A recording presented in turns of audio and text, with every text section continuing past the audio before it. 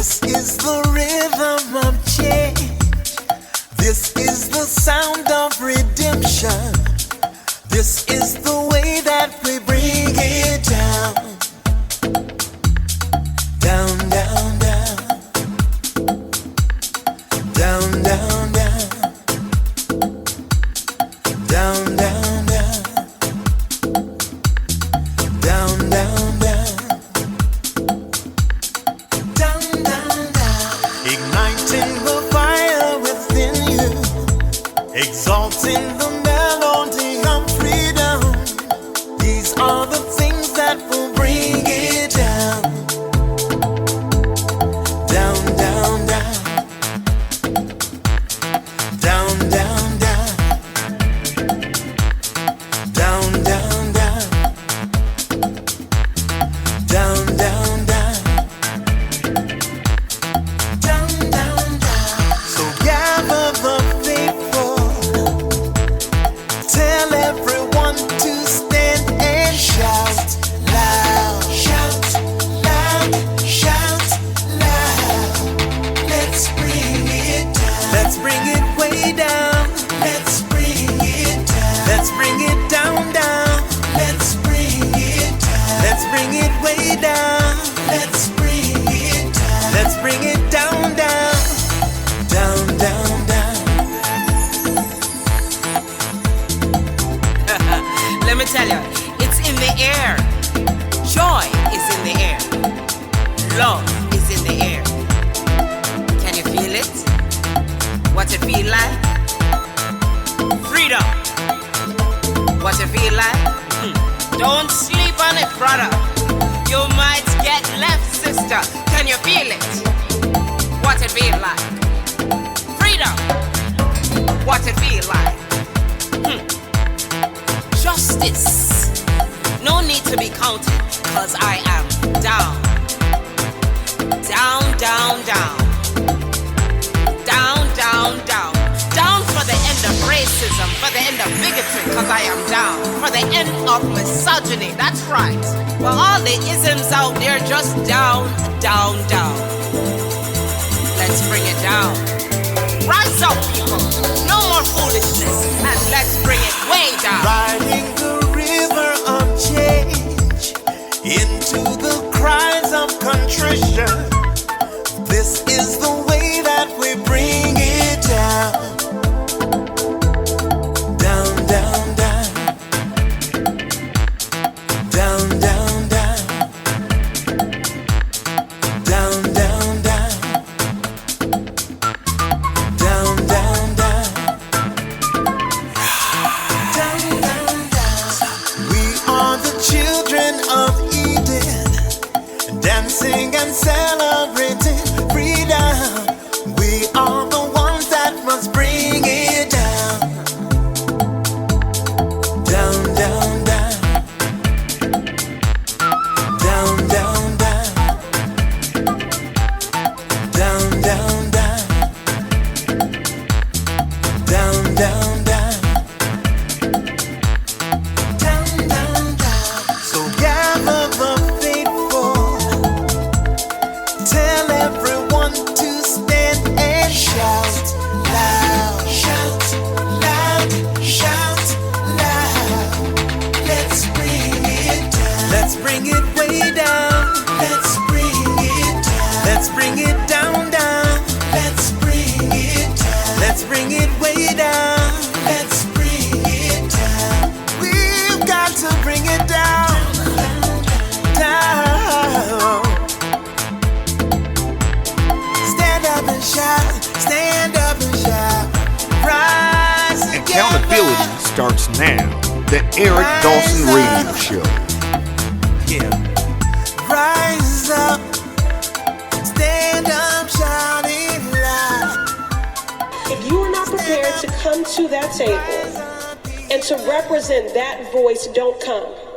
Because we don't need any more brown faces that don't want to be a brown voice. We don't need black faces that don't want to be a black voice.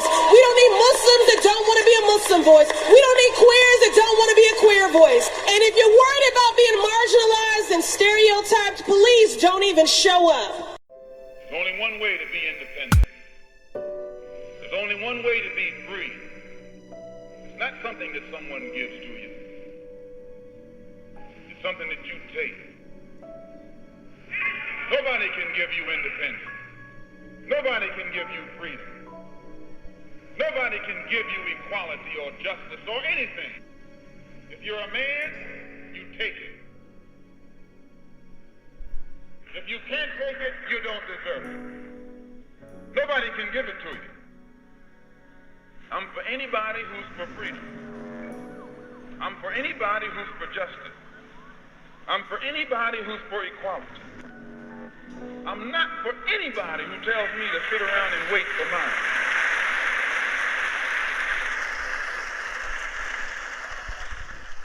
Hey guys, welcome to another episode of the Eric Dawson radio show.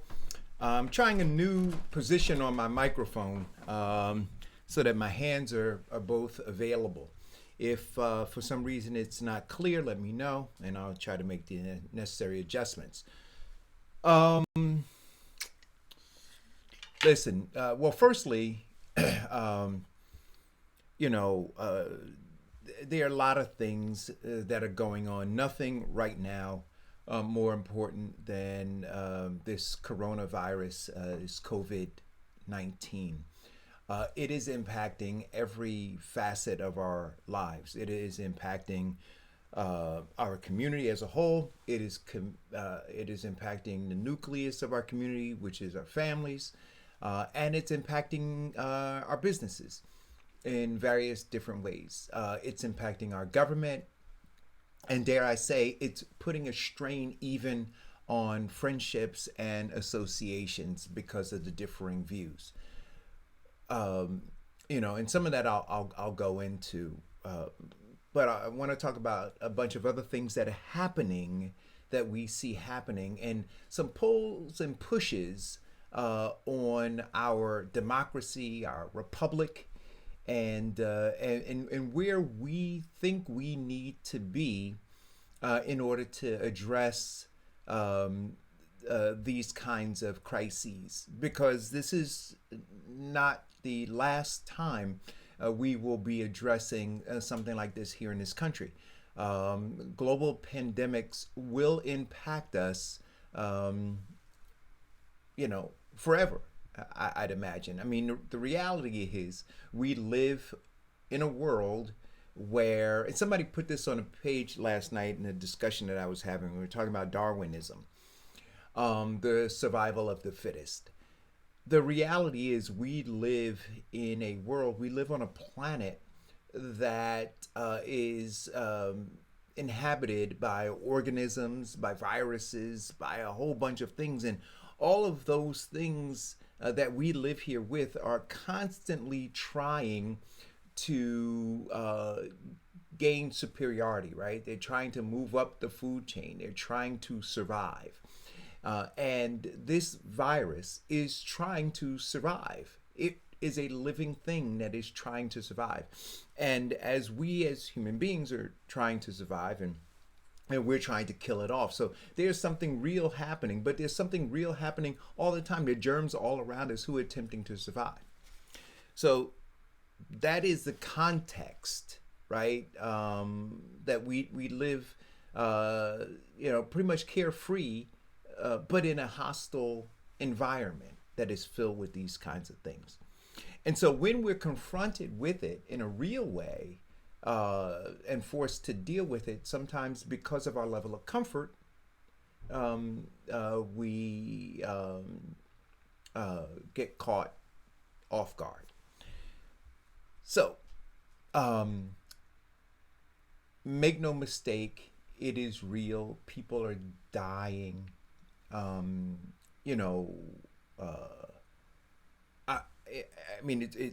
It's wild, the number of things that I'm reading, the level of confusion that seems to be out there, the level of resistance to what I consider to be common sense, right?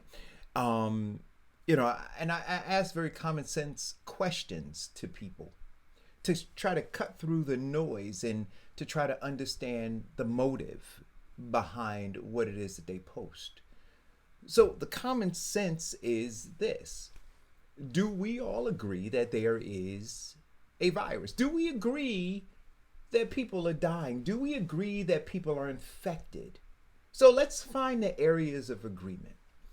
Do we agree that the virus, that people can be asymptomatic and walk among us for, as some scientists say, for maybe up to 14 days and not exhibit a symptom, not one symptom?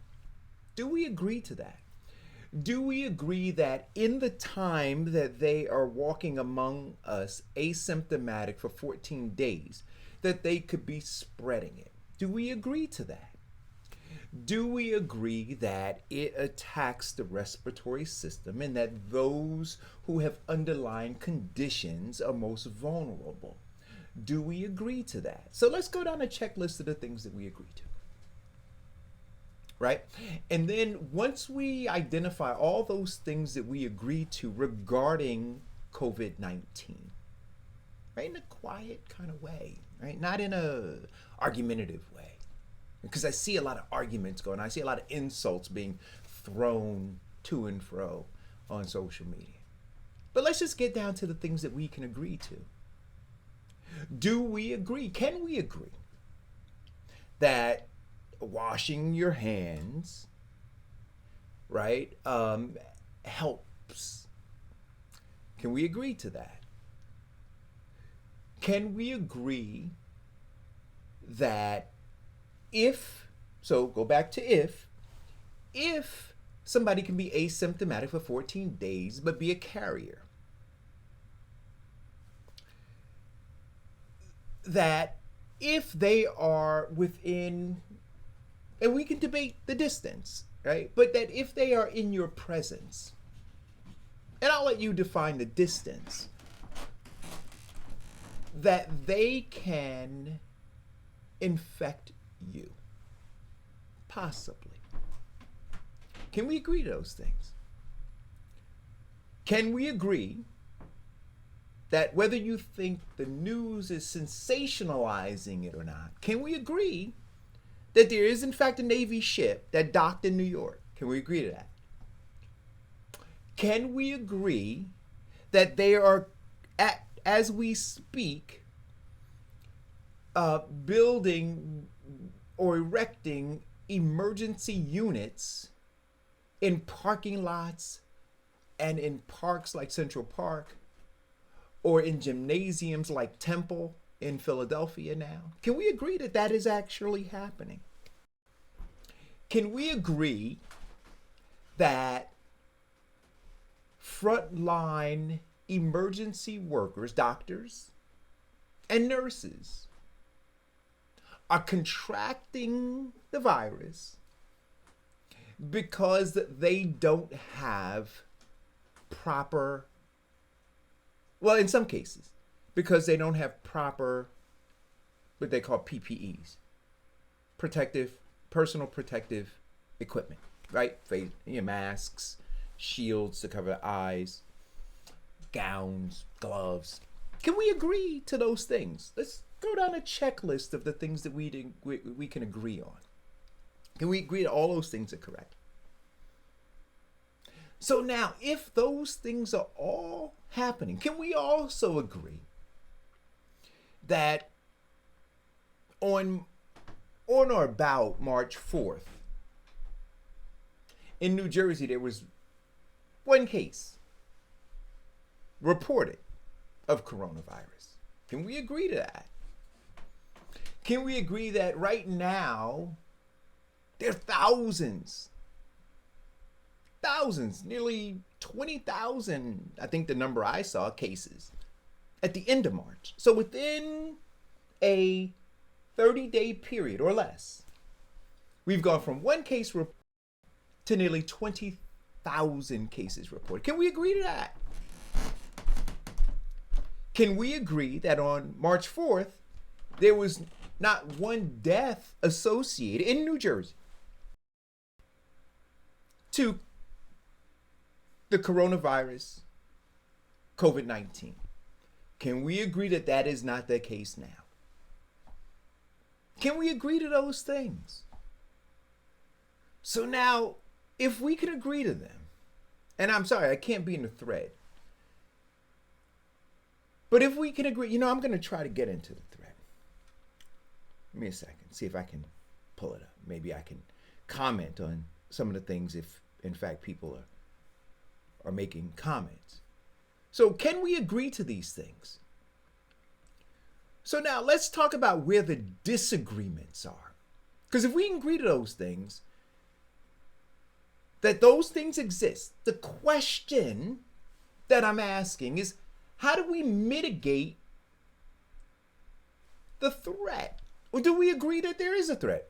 Some people don't, right? We're being bombarded with noise, conspiracy theories. And it's my belief that that noise and those conspiracy theories are leading people to live recklessly. It is my belief that those people who are living recklessly, see, it'd be one thing, guys, if in their reckless behavior, if they wound up, and we saw it happen in Florida, right? At the those young people who decided that they were going to go on spring break. There were at least a half a dozen of them who contracted COVID-19. So see, it would be one thing if they decided, I want to go and live my best life. I want to go and do what I want to do. And nobody can tell me what to do because I live in a free America. Damn it, this is a democracy. And I can do what I want. Look. I think it's irresponsible for you to do that. But if that's what you choose to do, then that's on you. But see, there's something else that happens when these people decide that they want to live their best life, when they want to, throw caution to the wind. They involve other people, innocent people, in their reckless behavior. See, because those people, when they start feeling sick, what do? They call a doctor. So now they're inviting other people into their reckless life. And then they've got to go. I don't know if this is a call or if this is somebody calling to speak personally to me. Hello, caller? Hello? Okay, so with somebody calling to speak personally to me. So they'll call back. But the question is, or the statement that I'm making is this. See, at some point it's not about you anymore. See, these people are the same kind of people. Excuse me. These people are the same kind of people who, when they're told that a hurricane is coming or some other event is occurring, that they ought to get off the beach, they ought to evacuate, they ought to do these different things, and they don't. They choose not to because they say, it's my life, it's my home, I do what I want to do. And I sit and watch those things on television, and then what I often see, guys, is once the floods come from the hurricane that they were warned about, right? Once the roads are closed from the 30-inch or 40-inch snowstorm that they were warned about to evacuate, then they call the National Guard, they call the police, they call first responders who have to risk their lives to save an idiot. You see, and there's no regard for the fact that the person who now has to save your life is risking their lives and possibly risking orphaning their children or widowing their spouse. See, we have short-term memories then when the emergency is upon us and then we require or demand somebody act. And see, for me, this COVID-19 thing, it's always been something that I've paid attention to because not only for my own safety, and health, but for my children, for my loved ones, for my family members. But yesterday when I was doing the show, and I got the report that my sister, who is a frontline responder, was sent home with a 102-degree temperature, that she was exhibiting signs of one who had contracted COVID-19. It made me think about all of the people who throw coronavirus parties. But when they come to the hospital, she is required, right, to look past their idiocy and to treat them. So there was no regard for the frontline responder who has to deal with you after you contract this, or the people who sit and talk online about these conspiracy theories and how they can do the things that they want to do, or should be allowed to do the things that they want to do, and that they shouldn't be shut down, and they sneak into stores and they open up their restaurants even though people are telling them not to, right? So I start off by saying, dude, can we agree that this thing spreads? Can we agree that people are dying? Can we agree that people are sick? But your reckless behavior is affecting lives. And I'm not just talking about the reckless behavior of the people who are out there living their best life until their best life leaves them with the disease. I'm talking about those people who are promoting this crazy nonsense. You see, and in a lot of cases are persuading what I would say are some of the most weak-minded among us, those who don't read, those who don't pay attention to stuff. I can't tell you the number of times I've seen posts where, people have put up headlines, but they haven't read into the story, or they cherry pick content because they want to stay inside their comfort zone. I'm saying to you, let's look beyond that for a second. Let's look at all of the people, right, who are erecting these makeshift centers and ready to deal with your craziness. The fallout, the wake of your nonsense.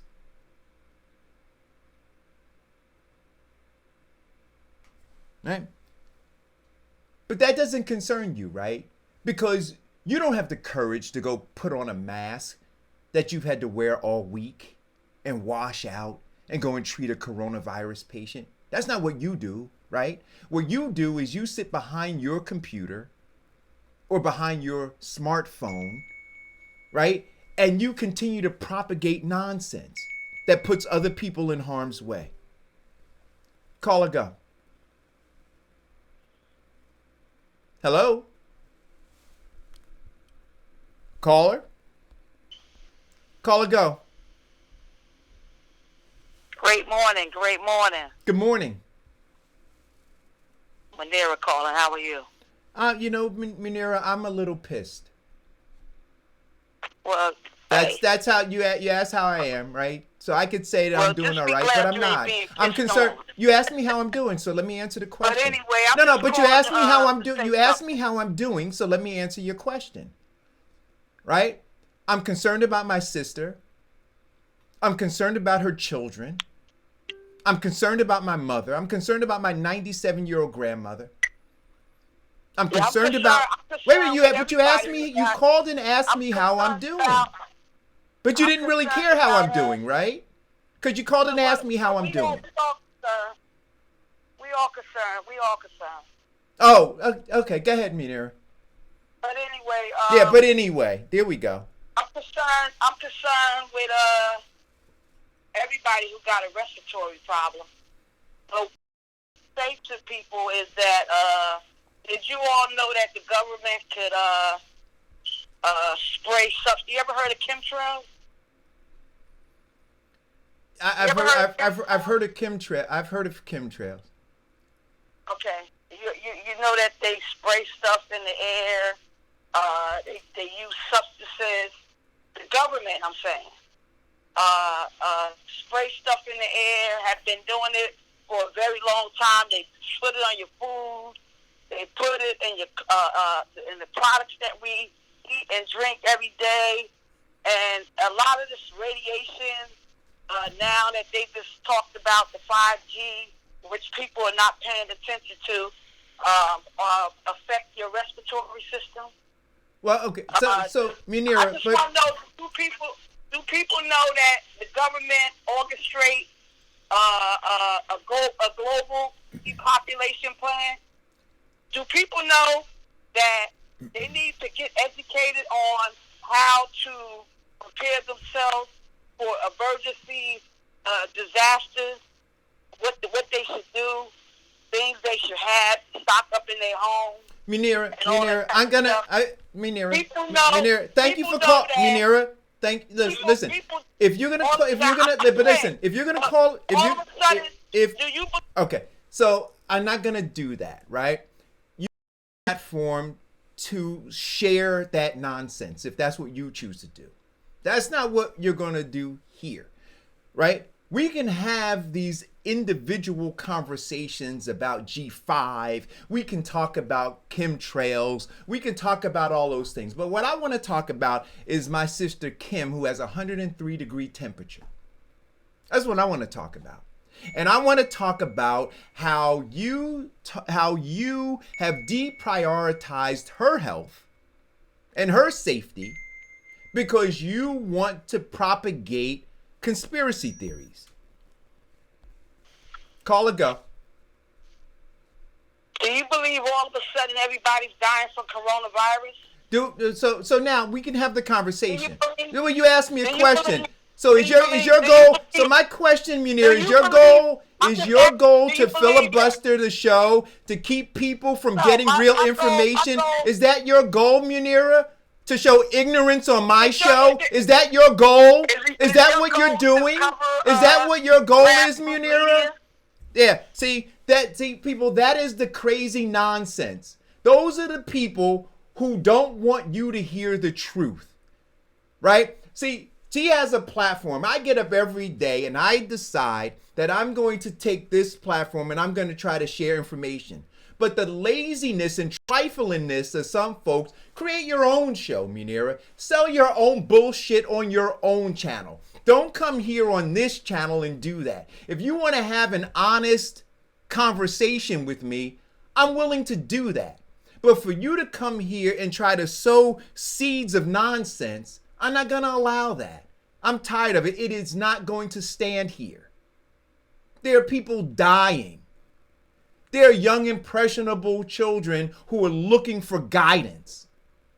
And because you're caught up in your own bullshit, you put all of our lives at risk. That's what you do.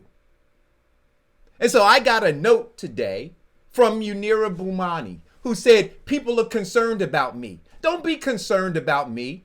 I don't have any regard for any of those people who are concerned about me. They don't pay my bills. They're not going to go visit my sister. They're not going to take care of my nieces and my nephew if something happens to her. So why do I give a shit about what they think about me? If you regard me, stay in the house. See, if you have regard for me, then stay in the house. If you have regard for me, then listen to my concern about my 97-year-old grandmother, who is part of that group of people who is most susceptible. If you regard me, then think about that. If you regard me, then I've talked to you over the last 2 years about my personal underlying conditions. If you regard me, then listen. Otherwise, just move on. See, this isn't a game for me. And it's not a game for a number of other people. So if you got some political agenda, that's not what I'm interested in. And it was very interesting. See, so, and I can have these conversations, guys, because I'm not tied in any way to politics or money or any of those things. I have profound disagreements with Ras Baraka. I've made those known when some of you were supporting him in 2013 and 2014. I have profound disagreements with some of the things that my brother Ted Green is doing in East Orange. I have profound ideological disagreements with what Dwayne Warren is doing in Orange. And I raised my hand and I apologized for supporting him the last election. I have profound disagreements with some of the things that my brother Tony Voss is doing. And I talked about them. And he and I talked about some of the things that I talked to him about. I have profound disagreements with Phil Murphy and the things that he's done, and raised my hand and have taken responsibility in part for helping him get elected. But the thing that I am in agreement with all of them now is that we have this virus here, and we have ignorance that is pervasive in our community, and it is leading to a further spread of it and is putting other lives at risk. And so I align with them in this space that says we need to shut stuff down, and people who don't listen ought to be punished. They ought to be fined. They ought to be jailed. They ought to be punished. Now, deal with this, see, because I can walk and chew gum at the same time. So when this thing is over, and do I understand that there's some other things that are going on, and we can talk about those too. So my sister Ayanna Presley and Elizabeth Warren are fighting to ensure black folks, because what I say always is, whatever America is dealing with, black folks are dealing with it in a worse way. So I get that, which is all the more reason for us to be focused. Because however this is going to roll out and affect people long term, it's going to have a deeper effect on the black community. See, so we sit and talk about the businesses, talk about our loved ones who are unemployed right now, while you're waiting now for this stimulus check that ain't going to do much for you. But the longer you do the things that you're doing, the longer it's going to be before these stores open. See, we have conversations and we talk about how black folks don't have access to loans, how black businesses go under, how all of these things happen, right? But the longer you behave like this, like children throwing tantrums in a goddamn corner,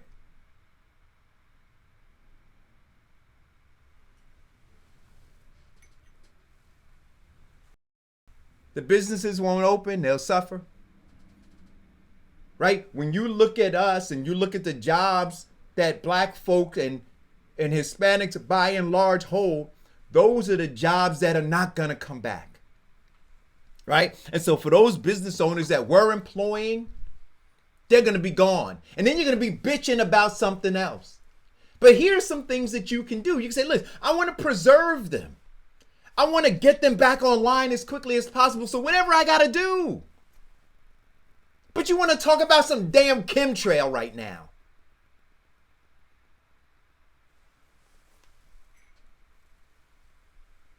Crazy.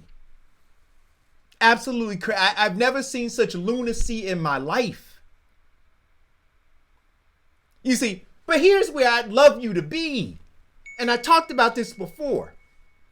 I'd love you to be in this space. Call a please hold. And I'll let you speak.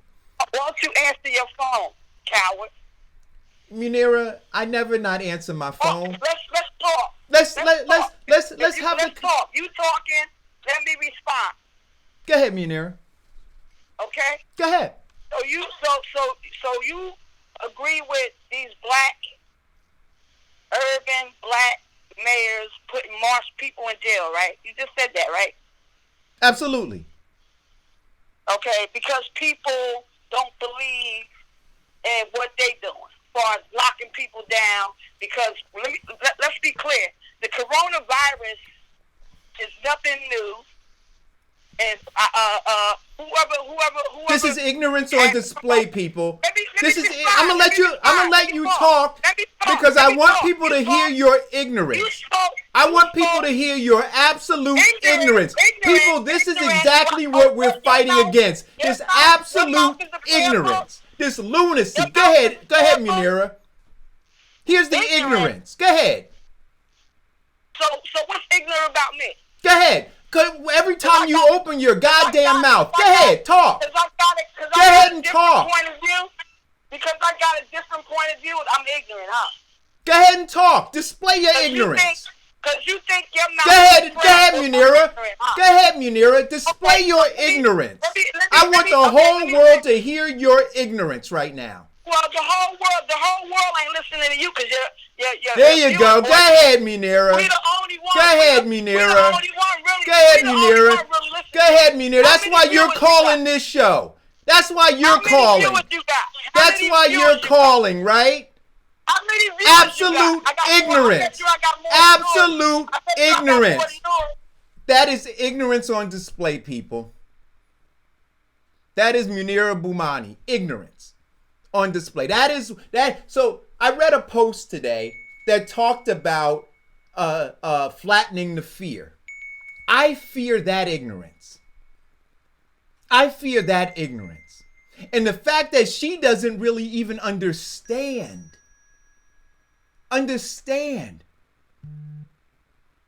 what it is that she's doing frightens me.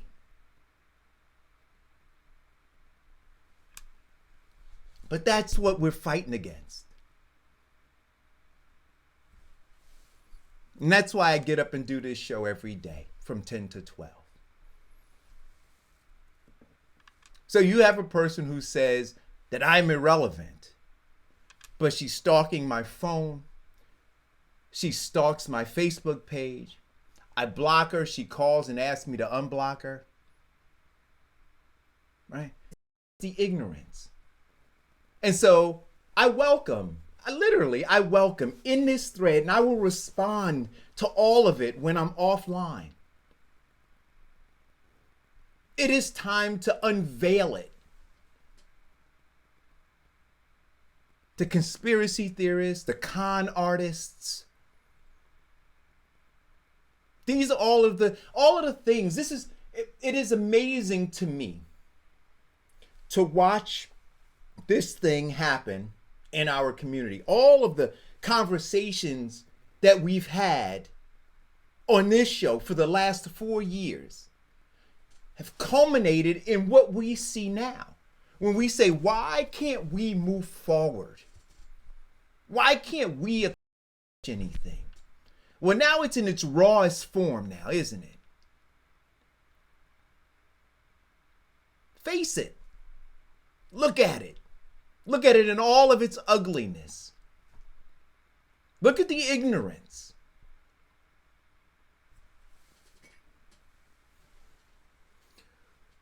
Look at the con in the conspiracy.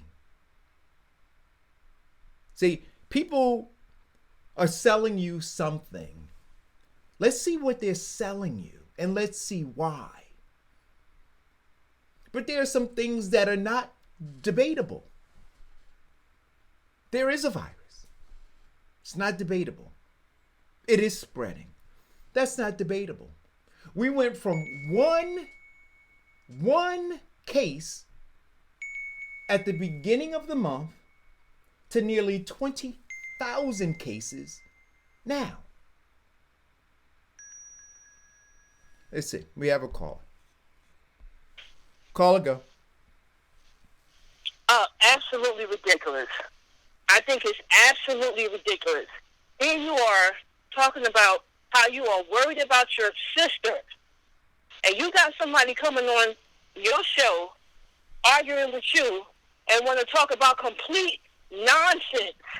I'm just as incensed as you are, and I think it's absolutely ridiculous. And I just wanted to say, prayers for your sister and her, and her health and her family. I appreciate that.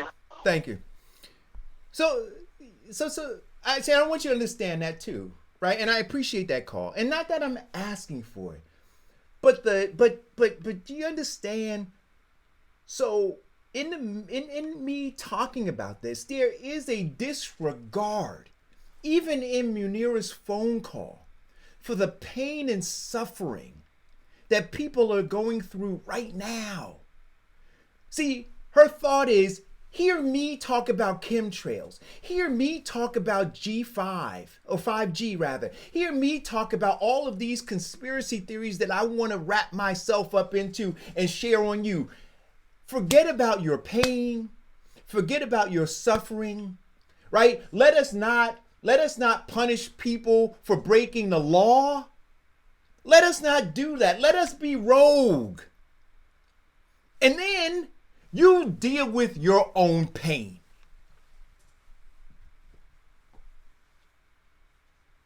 That's crazy. Then I have a friend who is on the front line. She's now home. She's got a temperature of 102. She's a nurse. See, what do you say to them? What do you say to them? And I try to respond to all of this craziness now. You know, there was a comment, flatten the fear. And then I posted, because I want you guys to understand this. And I'm willing to have the conversation about it all. Right? But the conversation was about flattening the fear. And so here was my response to that. I said, fear is an unpleasant emotion caused by the belief that someone or something is dangerous. So you don't want me to acknowledge the fact that someone or something might be dangerous. Just flatten that. Forget about it. I said, COVID-19 is dangerous. Do we deny that? Because you say flatten the fear. So fear is the acknowledgement and the emotion caused by the acknowledgement of something or somebody being dangerous. Can we agree to that? And so when you say flatten it, get rid of it, do away with the fear, it means not to acknowledge the danger. I mean, I want you to understand the lunacy of this. Don't see what you're seeing. Now, I'm not saying to people that you ought to be irrational. But yes, you ought to be fearful. And I went on and I said, a lack of respect for the viciousness. See, let's make no mistake about it. This virus is vicious in the way that it attacks. See, and if you've not been, if you have removed yourself emotionally from the pain and suffering that people are feeling, from the realities of what's taking place in these overcrowded emergency rooms, then you don't see the viciousness of it. The families that somebody called me last night and they said they have a loved one that is in the hospital and nobody can go and see them. See, when you get sick and you're in the hospital for this, they isolate you. See, it's vicious. But see, when you're in the comfort of your own home and you're typing on your phone or your computer, right? See, you're not in harm's way, or you don't believe you are, and that's the ignorance of you. But there is a brutal reality to this thing right now. There are people isolated in these emergency rooms. There are people risking their lives as we speak. There are people dying every couple of minutes right now. And folks want to wax philosophically about what? Chemtrails? 5G?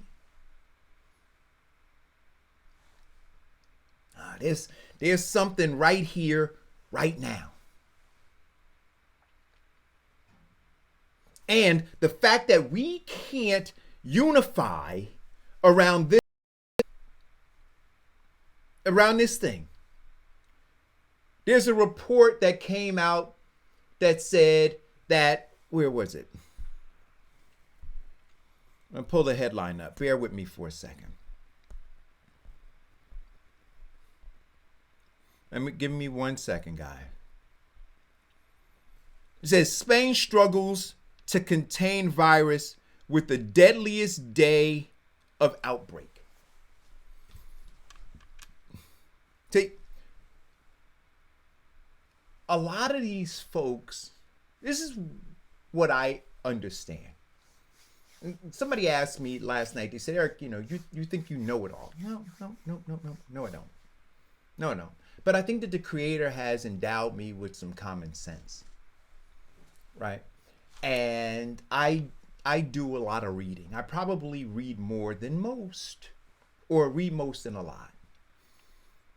And so when I look and see that in Spain, the headline says that Spain has just suffered the most deadliest day, right?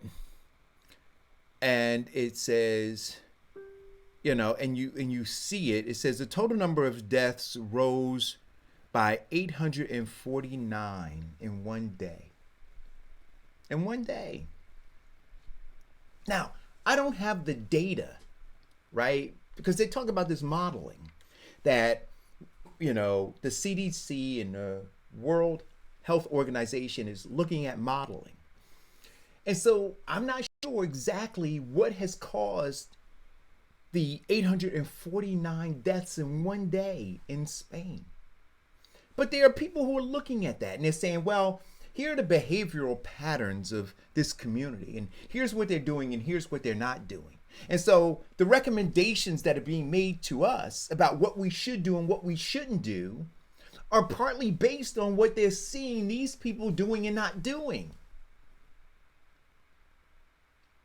Now, 2 weeks ago, Governor Cuomo was talking about the fact that there was going to come a time in New York where they were going to be using parking lots to erect tents to make makeshift emergency rooms and things. 2 weeks ago, he talked about that. And they're doing it. Right now, they're doing it. They had to bring a naval ship in. So I'm saying to myself, how do you not see that? So from his conversation roughly 2 weeks ago to it coming to fruition right now, what do you think happened? And so those same people who projected that are making additional projections now. And so even if the Show Me State, Missouri, right? You say, show me. I said, well, okay, let's go back and look. Let's take a stroll down memory lane and start at the beginning of March, or even go into mid-February when there were some early conversations about this, and let's look at where we are.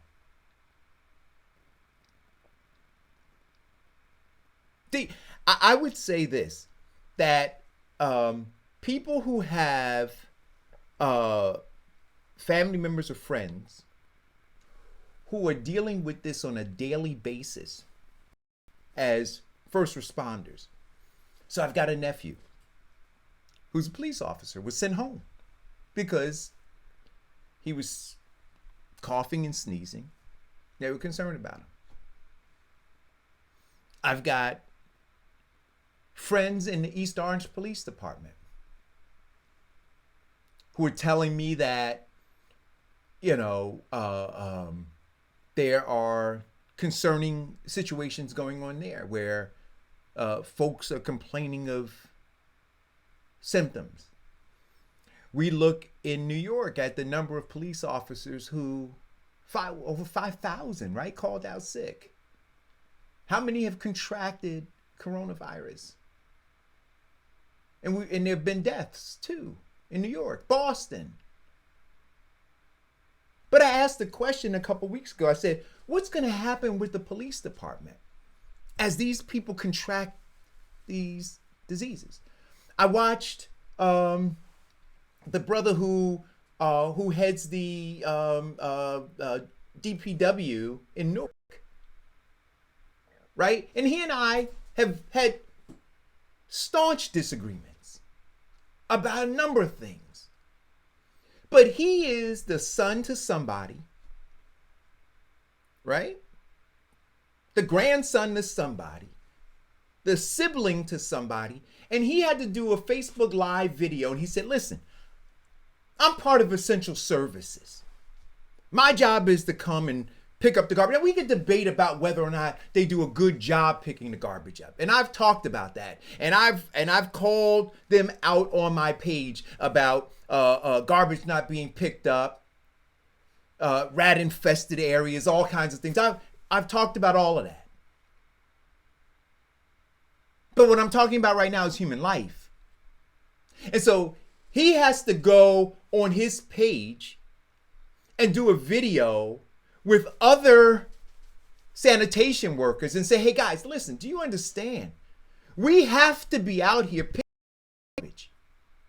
But while we're trying to do that, you guys are congregating and putting us at risk. But see, because you can be behind your computer or you can be on your phone and you could talk about some goddamn chemtrails or 5G or something else, your level of compassion for him and for his family and for them and for their family is callous. No, we need to be off the street so these people can do their job as safely as possible. And to suggest that, no, we could be on the street. We can possibly infect whoever the hell we want to. And you know what? Nobody can do anything about it.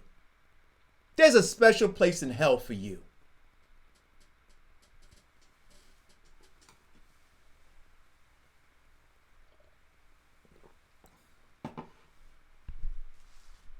See, I can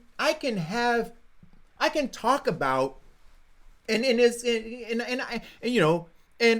I'll, once this is over, right? Whenever it's over, I'll resume critiquing Khalif and his department in terms of whether they're doing an adequate job cleaning up. I will continue to critique the mayor of these four black mayors about what I think sometimes or most times is an inadequate job in dealing with my folk, right? I'll talk about that. I'll talk about the inadequacy of the Board of Education and the misfeasance and malfeasance. I'll talk about that. We can get back to that. But right now, people are dying at an exponential rate. And that ought to be the focus. And the fact that people want to distract and talk about some other kinds of things, I don't understand it. I don't get it. But I can't suffer it. And so when you come into my page, because see, I don't go into your pages. I don't go on your platforms. I see what you post. I don't go on your platforms. I've been tagged in some foolishness and have resisted to engage. Because there's something more important right now, and it is saving lives. And I'll tell you, I don't know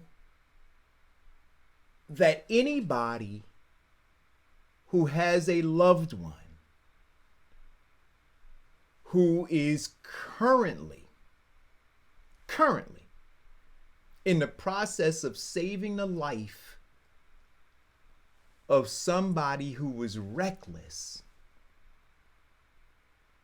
that they are as calm as you are wanting to talk about conspiracy theories. right? Or talking about flattening the fear. Yeah. So I'll call my niece and nephew after the show is over, and I did put this in a thread, that I'll call them as they're currently concerned about my sister. And I'll tell them that they need to flatten the fear. That's what I'll do. And I'll come back on tomorrow and let you know how that worked out.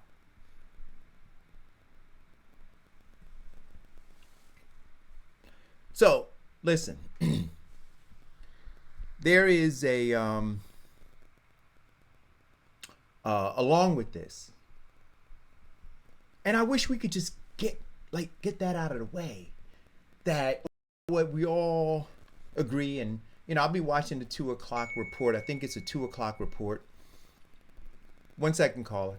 There's a 2:00 report where the mayors are supposed to get together and they're supposed to announce this lockdown, right?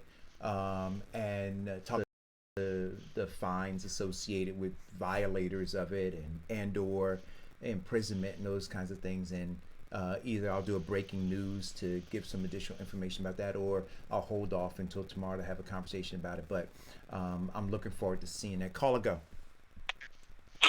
Brother Eric, Darren here, man. How you feeling, brother? Darren, I'm angry.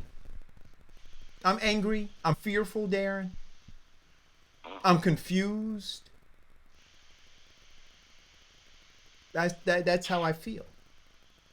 I'm angry, I'm fearful, and I'm confused. Mm-hmm. So am I, brother.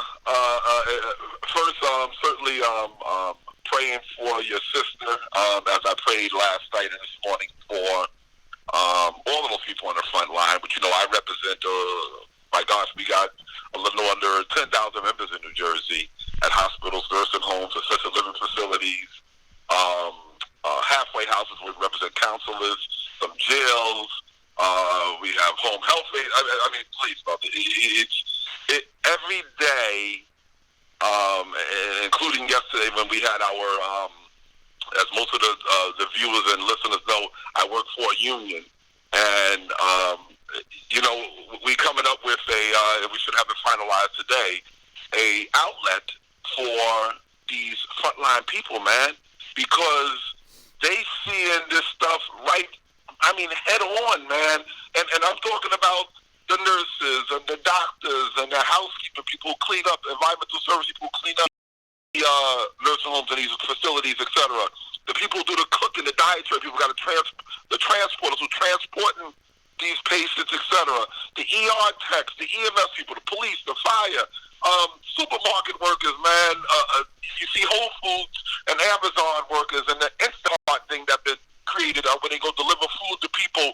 They all saying, these companies are not protecting us. They're not giving us the proper equipment, but they want us to know how to do the job. The people on the buses and the trains, and man, this thing is serious. And the point that you're driving home, Eric, that I see so clearly. Let's stop talking about how it got here. It's here now. Yeah. So how are we going to deal with this to keep our families safe?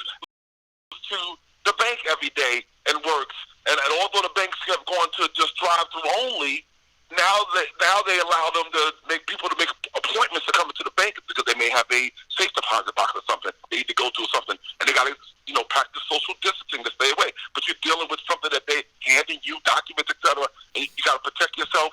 But then she works at Costco, so although they're letting 50 people at a time, I think everything needs to be shut down, Eric. I think everything needs to be shut down. But Darren, but so here is my issue, right? So when you tell me that, because I'm a compassionate person, right? I'm fearful for your wife. I want the best circumstances for her. Do you understand what I'm saying? I appreciate the fact that she's out there doing what she's doing. So for all of the people who are looking in their refrigerators and they have to go out and buy food, right? Your wife has to put her life on the line. Do you understand what I'm saying? And I look at that and I go, you know what? I appreciate that. But we are so removed from it, and we just believe that these people should just do that. I was on the phone today with my brother, and I have these arguments with my brother Darren, who used to be councilman in Newark, right? And he got shit on by so many residents in the city of Newark, right? But after leaving office, he went to work for the Urban League, and since 2014 has been doing nothing but serving the community. The very community that shat on him. And I saw a picture of him the other day in Fairmount Heights section handing out food to people who are food insecure, right? Meanwhile, just a few months ago, he posted a picture of his newborn granddaughter. See, but these same people who are posting these goddamn conspiracy theories, they didn't show up to hand out food on Fairmount Heights. You understand what I'm saying, Darren? They won't show up to do that. You see? But they'll talk about some goddamn conspiracy theory. But I'm looking at my brother who's handing out food to people who are food insecure and putting his life at risk while trying to manage the fear that people are telling me that, we need to flatten the fear. But his daughter, who wants him to be old, wants him to live long enough for his granddaughter, who is newly born, to know her grandfather. How about that? Do you understand what I'm saying? There's a special place in hell for people like that. The hell with your conspiracy theories. Yeah. Eric, it's sobering, man, because every day my wife comes home, I stop her at the door and I spray her down with Lysol, brother. I spray down with Lysol, and then her clothes, I get my gloves and her clothes. She take them off and leave them right there. I put them in the wash right away, man, because I wash those by themselves, man, because I got a 16-year-old and a 12-year-old here, my daughter and my son, our daughter and son, so we can't take that chance, man. So when I hear people like Manera, and I know you love Manera as well, but we got to deal with facts, man, and we got to we got to be more sensitive about what's going on. People got to learn to turn their agenda off at some point and look at what's actually in front of them. I watched a guy TV this morning. Somebody sent me a post, and I watched it this morning of a gentleman, and I don't even know who the guy is. I believe he's from Jersey City. Somebody from Jersey City sent it to me, and this guy is talking the same thing that Manera was talking about, 5G, whatever, and the towers. But what was amazing? Let me tell you what was amazing about it, Eric. What was amazing about it is he's on there telling everybody to avoid being by 5G towers, and he's walking past them, and he's telling people to unplug their modems at night and turn their cell phones off, and he's talking on a cell phone. I wanted to jump into and put a comment on there, but I said, he's just making himself look stupid on his own. I mean, no facts, no data, no science. He's just saying stuff, and people listen to folk like that. It is very, very dangerous. Right. So my biggest fear. So to me, the way we flatten the fear is by ridding ourselves of the ignorance. But until we can do that, until we can get rid of ignorance, right, there will always be danger. And so I look at the ignorance and I measure how cautious and how fearful I should be based on the fact that I know that there's somebody out there that is going to throw another coronavirus party. You understand what I'm saying? And then there's going to be the person who defends the person who wants to throw a coronavirus party. I know that there's going to be another person who's going to sneak and open up their store and let people in. And then I know that there are going to be people who defend that person who opens their store and lets people in. Hold on, Darren. Caller, go.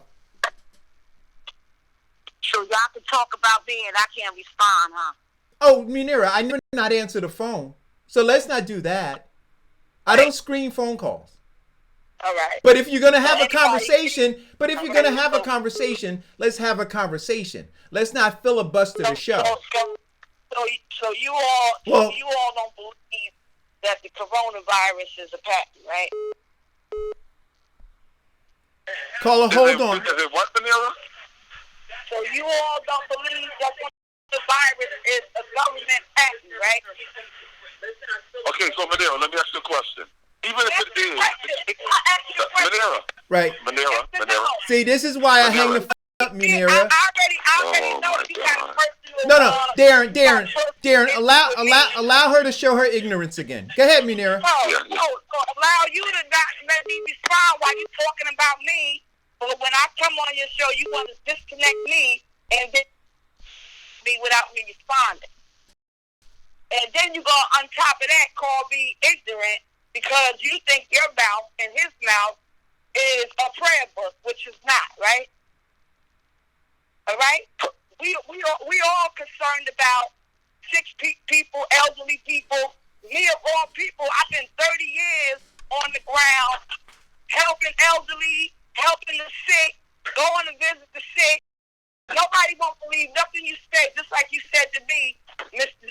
Darren Martin, that people won't believe if anything I say about you, right? But my point is that I asked you a question. Do you all not believe, y'all don't believe that the coronavirus is a fact, right? Is it what? Hold No, on. Darren, allow her to finish. Eric, slow it down for 1 second. Vanilla, did you just say that the coronavirus is a patent? It's a government patent. Okay, well, let me be clear. Just like It's not Munira, slow down and listen. I'm going to educate you. Okay? It is not a government patent. What a person is able to do, AIDS has a patent. When a person discovers, this is Farrakhan Sawab. This is Farrakhan Sawab. So listen to me. Okay, so Listen to me, Munira. I already done put you in your place, so I know you. Okay, we'll never put you in my place. Jump over Listen, hear me. You're going to talk over me, or do you want to understand what a patent is? Okay, First of all, I went from Africa. Eric. But I'm answering for him. How about that? Hey, Eric, can I answer for you? Eric. Darren, can I answer for you? I wasn't talking. Okay.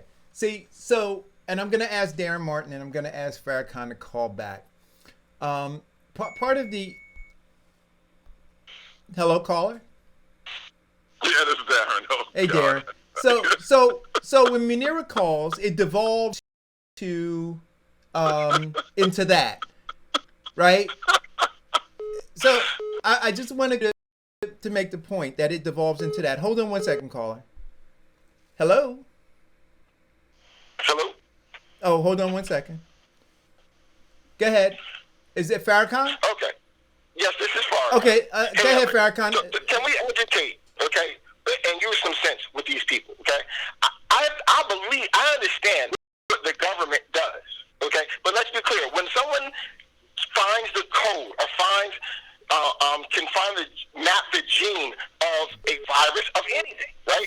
If you figure out how to create a special spray bottle, if you figure out how to, what the genealogical code of something is, you have a right to patent it.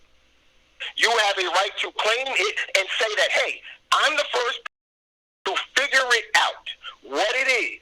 So I now apply for a patent that says that if you want to use this in any shape, form, or fashion for research, somehow or another, I have to be tied to it.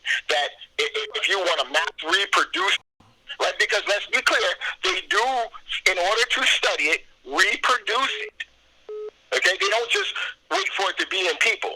They actually reproduce it in labs and try to break it down and so forth. So as they do that, okay, the person that has the patent, I I'm going to assume, also has the right to claim some type of royalty from saying, hey, this is the gene that you're mapping and trying to destroy, so you have to get that for me for that. Now, that's with every, let's be clear, every disease has some type of patent. Okay? Every germ, once somebody finds it, they apply for a patent for it. If Munira would listen, just hear people when they talk. It's not always a war. Okay? Now, the reason I was calling, okay, was because, Darren, you brought up something very funny. Last night, I'm not going to do what she did and mention her name, but a person tagged in a video of a guy who the very first sentence, he said, the coronavirus is bullshit.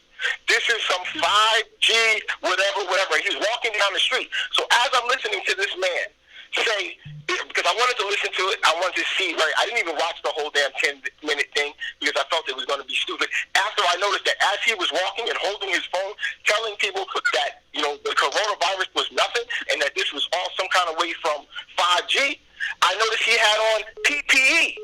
He had gloves on his hands. I guess he don't want to touch the imaginary damn virus that he's killing everybody does not exist.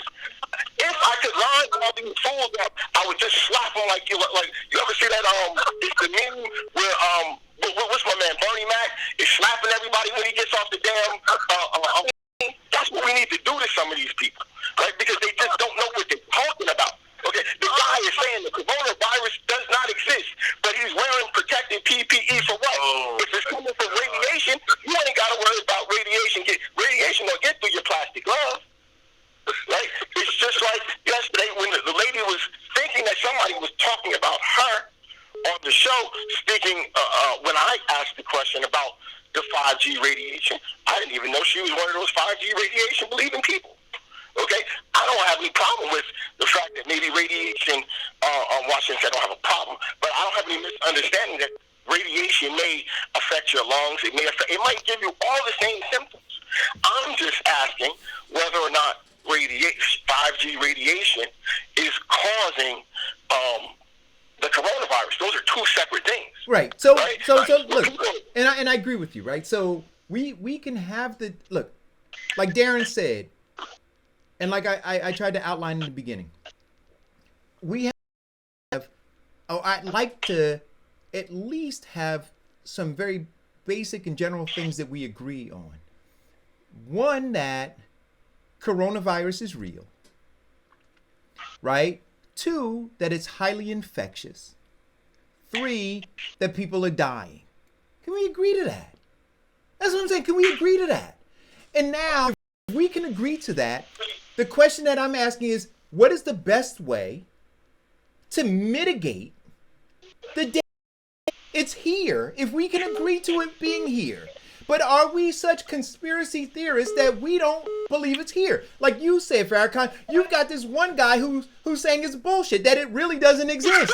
And I'm saying so we have to, there's some people that we just have to eliminate some of the conversation. Is it real? Is it here? Is it highly infectious? And are people dying? Right?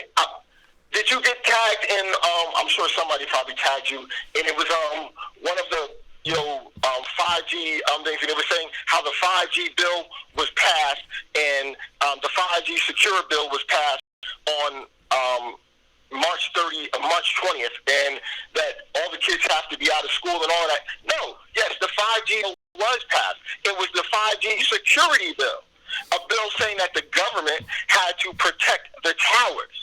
Not that the towers have already been in effect, right? See, these idiots, they don't really see. What I went and did was, you know what I did? I Googled the law, right? I ended up going to Congress.gov and Googled the law and tried to understand what it was everybody kept sending me. Googled the law and found out what they were sending me. What I find out is, no, this is the bill that says these towers have to be protected by the government for whatever reason. Now, maybe it is because people are wilding out and attacking them. For whatever reason, and that's what the requirement was. That bill had nothing to do with the institution of 5G. Right? We have had the institution of 5G for as far back as 2007. They have been building and putting up these towers.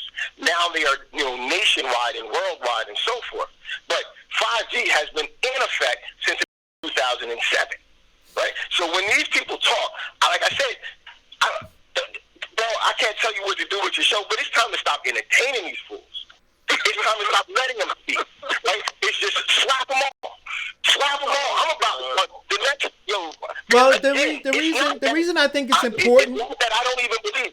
I know the government puts these type of things into effect. Nobody's questioning that. But what I am saying is that either way, they have done it. They have put it into effect. So I asked on my page, so what you going to do now? New World Order going down. Now I want you know what the person that just got off the phone said? I'm going to start a Black World Order. Okay? And then after she said she's going to start a Black World Order, I said to her, what's what? You ain't got no money, you ain't got no land, you ain't got no way to defend. You know what she told me? Right? You know what she told me? I got land, me and my people got land down south. I said, okay, so if you and your people got land down south, why aren't you building it for the new Black Order? And instead, you're driving for a white-owned trucking company. So then she said, I drive for a Black woman. So what do Farrakhan Swab go and do? Since she want to say she checked me, Farrakhan Swab went and Googled her damn company. Not only her company, but the parent company. So ArcBest and Panther Logistics, right? Not a single Black person worked in any executive office of either one of those two companies. Wow. Then she says, I work for, again, a company even lower on the totem pole of the company. She works for the company that the logistics companies call up to find drivers. Right. Essentially is what she's saying. So listen. Okay? But again, you got all y'all revolutionaries. When we in the revolution, guys, tell me what you want to do. Because ain't nobody doing nothing. Ain't nobody revolution fighting. Ain't nobody what Joker's revolution. You know what they doing? North Black Panther Party, they stand in the middle of Bradley, because we giving out fruit. Y'all gonna stop us from that? If that's the revolution, damn. I thought the revolution was gonna be we going in the White House. Yeah. I thought the revolution was we going to the State House. I thought the revolution was gonna be we going to get them down military trucks and take them. Because see, that's what Fred Hampton and them, since they love them so much, talking about. Yeah, man. But ain't nobody saying that. Man, I'm tired of these people. And then they want to get on a productive show and come with the crazy.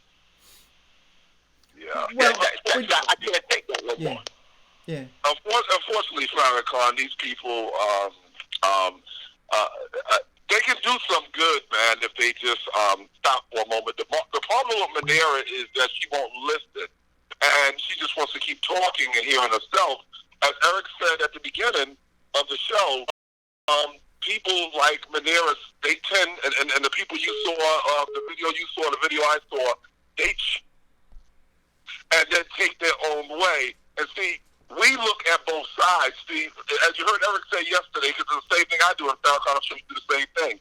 Once you hear about something that's going on, let's go look at what the other people are saying. That's why I watch Fox News sometimes and hear, because I need to know what they're talking about on Fox News as well. I'm not only going to look at MSNBC or CNN and other ones, and I got to look at BBC. And I got to make sure I'm broad my horizons, and I teach my kids about doing research. Don't buy what somebody says to you as face value. You got to go out and do research, because people say a lot of things. What was sobering to me, guys, very sobering, somebody sent me the video of the dead bodies they was carrying out in that, I think it was in Queens in New York, at that hospital. Elmhurst Hospital. And they was carrying those bodies out, guys, and piling them up in that truck. And they showed me that they had sent me the video of them inside. I wish I never saw the video now, because let me tell you something. I can't even, when I sleep at night, I see that now. Yeah. Let me tell you, this thing is real. The mayor is right about what they're doing. I'm gonna give you a real conspiracy though, Darren. And this one, I'll just call it something that makes you go, oh. How come they was prepared with enough body bags for all of this, yet they're not prepared with the PPE? For some reason, they're running out of. You ain't never heard them say we don't have enough body bags to handle the dead people, but we definitely don't have enough PPE to deal with the dead people before they dead. Now, there's a conspiracy theory for y'all, conspiracy theorists, to think hard on. Now, because I want to know they knew to stock up on body bags, but they didn't know to stock up on masks. Because they knew they was coming, because they had the body bags for. So we got another caller, Diane. Good morning, guys. How are you? Good morning, Diane. How you doing? Good morning. Good morning, Diane. I am trying not to watch the news because I have a husband here who's a hypochondriac, and every time I move, it makes him nervous. So I'm trying to stay away from watching those videos and stuff like that. But Darren, exactly what you're talking about. I did see part of the video, the beginning, and right when it went to something else, I said, nope, too much for me and my psyche. Because, you know, you get sucked up into this stuff, and, you know, and it's hard to undo it once you've seen it. Somebody sent to me this morning, Darren, I'm glad you're on the phone, in regards to a bill that they're trying to get signed off down at the State House in New Jersey regarding postponing the property taxes. And the school union is trying to push back. Well, they're not trying, but they're pushing back on it, stating that that if you don't pay the property taxes, because 60% of the property taxes are going towards the school board, that our teachers won't get paid while they're at home teaching online services. Mm-hmm. So good homework, Diane. Good homework. I was on a conference call about that yesterday. It's very concerning on how, and you know, Kevin has been sending so much stuff over about us losing our civil liberties and about this trickle effect about how things are going to happen. And I sent an article earlier about several different things that are not going to go back to what we think it's going to be after, you know, post-coronavirus. And I think that this is a time that we really need to stay on top of our government and watch what's happening, because they too are using, like Eric has said before, never let a good crisis go to waste. That's right. They're using opportunity. They're using this opportunity to slip through things that we would normally not be paying attention to, because we're so asphyxiated on the number of people passing away or getting sick with coronavirus. Not that it's not a pandemic, but we are losing focus on the local stuff that we have to continue to pay attention to. But I think that, but Diane, to that point, and this is what I'm saying, guys, listen, but if we can look right now and say the immediate thing that we need to do is preserve life. If we can, like, I just, that's where I am. The most immediate thing is to preserve life, right? So, is coronavirus real? Is it? One second. I'm gonna ask you to hold a second. Is coronavirus real? Is it transmittable and highly contagious? Have we yet flattened the curve? And are people dying? So now, once we answer those questions, my thing is, well, then let's attack that. Now, if we attack that in the most effective way, then that, Diane, frees up the brain power to begin to think about these other things, right? But as long as we're still worried about, you know, whether our loved ones have protective masks, whether we're still worried about whether folks who we care dearly about can contract it because of foolish and reckless behavior. As long as we're preoccupied with that, the ability to focus the necessary attention on those who are trying to slip all of these things through doesn't exist. So I'm saying let's lock this thing down, and then we can pay attention to these things. But right now we're all over the place, and you've got conspiracy theorists just abounding, coming out of everywhere, talking about 5G, talking about chemtrails, talking about all kind of shit. I'm saying let's lock this down. And then, yes, I looked at what happened in Newark where the Board of Education turned all their power over to Roger Leone. That concerns me. Do you understand what I'm saying? But you know what concerns me right now? My sister who has a 103-degree temperature. That's what concerns me right now. Let's deal with that.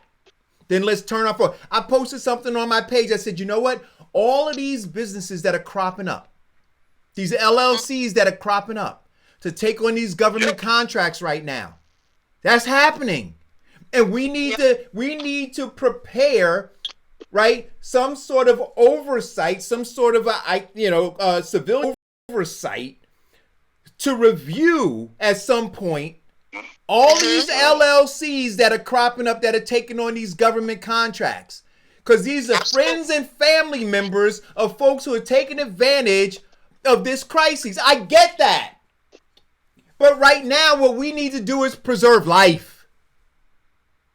And the fact that people are not making that a priority. But instead, a lot of them, Diane, have some hidden agenda, and I'm trying to find that out too. Go ahead, Will Hathaway. And that's the problem, I think. That's the problem with government and the oversight of residents. We don't oversee what they're doing, and we allow them to do stuff and not put stuff in priority where it should be. Because you're right. We should not have to be concerned about businesses cropping up if there was an oversight in the beginning for stuff like that not to happen. That's right. But when you friends and family plan, and they're creating the laws in the bills, you get distracted because it's like two things are happening at one time, and we say it all the time. We should be able to chew gum and walk at the same time. We should not have to. It should not have to be a 3-card Monty on everything. It should not be. Will Hathaway, please go. Hey, and everyone on the show. Hope your sister gets well, Eric. Thank you. Darren, I just wanted to go on point you were talking about where 4 Essex County mayors are taking a bold step in reference to locking municipalities down as such as Orange, East Orange, Newark, and Irvington. I think it's a very good move. It needs to be done. With the message of Tony Ross in Irvington when he was doing his Facebook Live yesterday. We had people hanging. They had people hanging in the parks on the street corners. I think it's a bold move. Hopefully, it's not a long process, but I feel your pain, Eric, and hope your sister gets well. But I just wanted to chime in reference to some of the issues that you guys are bringing up, the 5G. Let's wait it out. We have, our 4 mayors are going to take a bold step this afternoon, making a statement, say, listen, get off the corner, get in the house, and we, and here in Orange, what we've proactively done, since Governor Phil Murphy has put a stay-home order, we have locked all the parks. The curfew's going good in Orange between 8 and 5.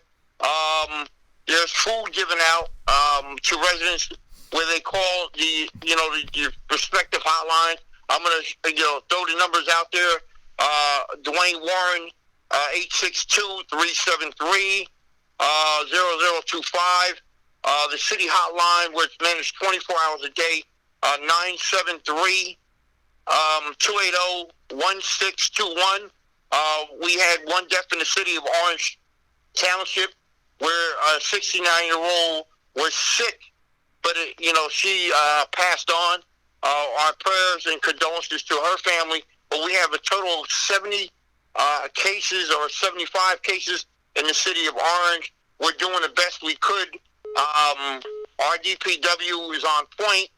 I'm trying to keep the city clean. And, that's all I have an update. I just wanted to chime in with Darren and say, what do you guys think about that 4-city lockdown?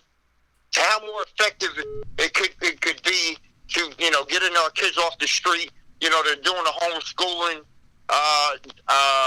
And also, and we just got to learn how to stick together. Well, what I'll say is this. Look, the governor issued a shelter in place. People decided to throw coronavirus parties. The mayors have indicated the seriousness of the situation, and you had store owners sneaking people in to conduct business, right? And so we live in a community where folks are acting individualistically, and they're showing absolute disregard for how their individualistic behavior will profoundly impact somebody's life, Will. You see, because when that person, because they can for 14 days be asymptomatic, they don't know how that disease may have transferred down to somebody who now somebody who is trying to care for patients at a goddamn hospital. See, they don't care about that. All they cared about was that they could give a haircut. All they cared about was that they could sell some cigarettes. All they cared about was that they could sell some food to somebody. They didn't care about the ripple effect and the ramifications and the fact that now you got this person in the hospital who can't be surrounded by their loved ones as they're breathing their last breath. And then when the funeral comes, Will, guess what? You can't even have the funeral.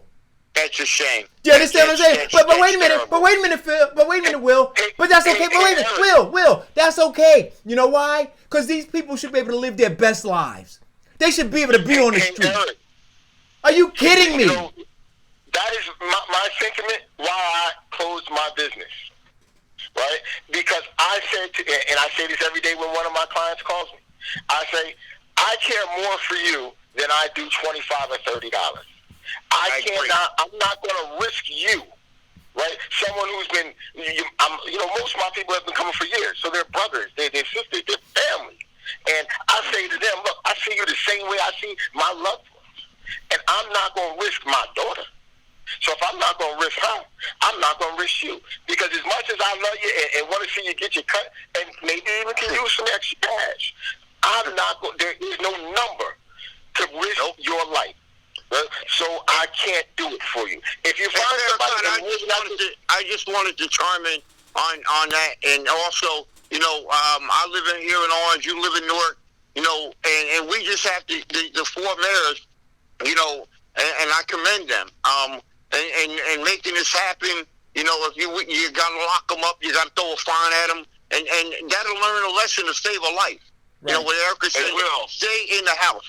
So wait a minute. It will. Wait, guys, I gotta hang up, right? But before I do, I want to give some information to any of the naysayers and the conspiracy theorists. I'm not knocking y'all, but I want y'all to understand something from the previous phone call that was a little earlier. So I'm gonna say this to you: US 200-800-95757A1 United States. If you don't know what that is the United States patent for vitamin C. Everything has a patent. Anything that goes to commercial market has a patent. Vitamin C's got a patent, like vitamin A's got a patent, and they have multiple patents because people have found multiple ways to extract it from things. So please, when you learn or get information, study the information. It is the most part of gathering information. Study the information. Don't just get information, because information comes from everywhere. Right. Okay? So, thanks for the call. Air has a patent. Thanks. Oxygen has a patent. Thanks. I'm gonna hang up and listen. Thanks. So I'm gonna respond. Let me respond to this, Darren. Before you say what you say, let me respond to this. So, I tried to read the thread, and Alan Patterson says, Eric, why didn't you mention stores that they are essential businesses? So, I do the show for 2 hours. But if you listen to yesterday's show, Alan, I talked about the fact that the governor needs to revisit that list of essential businesses. See, but this is what I'm saying, right? But people cherry pick, right? But if you listen to yesterday's show, I said that. So now for you to put this in the thread today gives the implication that I didn't talk about it. In fact, before the governor, Cuomo, who was the first one that said that liquor stores were essential, I asked the question on my page about liquor stores. So see, here's my issue. Here's my issue with people like this. So you put that in there, but you didn't do your research about me. You understand what I'm saying? Stop it. question.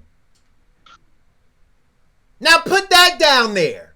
That I asked the question. Go ahead. Will, I wanted to make sure you knew, and you probably do already, that it may be 5 mayors because, Belleville borders a part of Newark. So okay. I know, I believe Raz is going to be talking to Belleville's mayor, so maybe all 5 mayors. That's it. Listen, Darren, anything to save lives. It won't be Hillside because our mayor has been missing in action, and we border Newark as well. I don't know what's going on because I haven't heard anything from Hillside at all.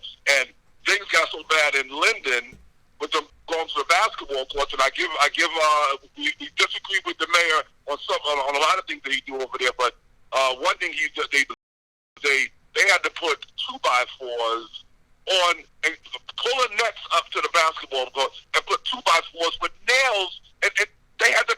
That's how these people kept going to the parks and playing basketball. See, our people are not taking this thing serious, and they are putting everybody at risk.